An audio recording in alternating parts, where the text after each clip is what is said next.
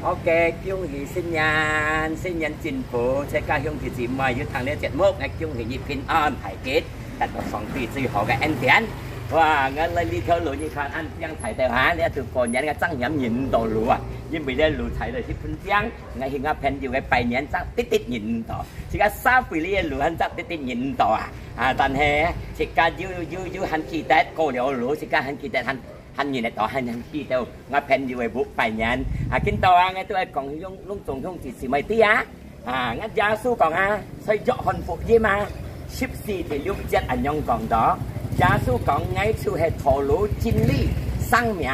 係冇通過ngay冇人能夠進到天下爸咩意思呢？是家三輩你喺度有家路改變啲啲是家產引導路去轉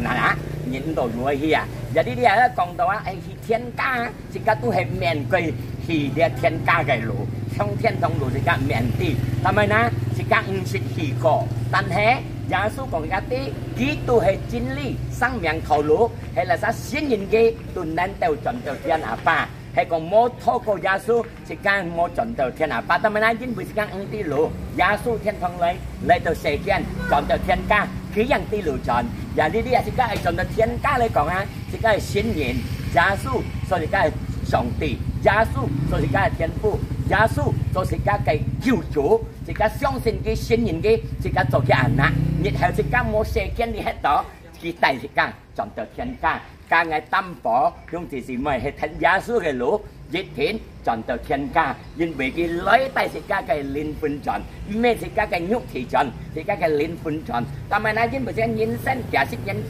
三輩你喺度時間要熱時時間嘅靈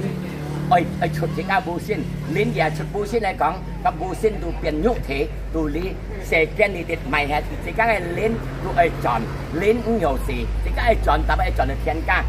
ca sẽ thành gia su ai xin nhìn gia su thì các nên chọn được thiên ca ngayต่อcầu với lung cùng không thì mày hàng người ra cái phụ chiếm thì các ai ta khơi xin nhìn cái cho cứu chủ thì các yêu chính đi thổ lộ sang nhẫn nên chọn được thiên ca上帝祝福大家，主耶穌祝福大家，恭喜新年快樂，哈利路亞，阿門。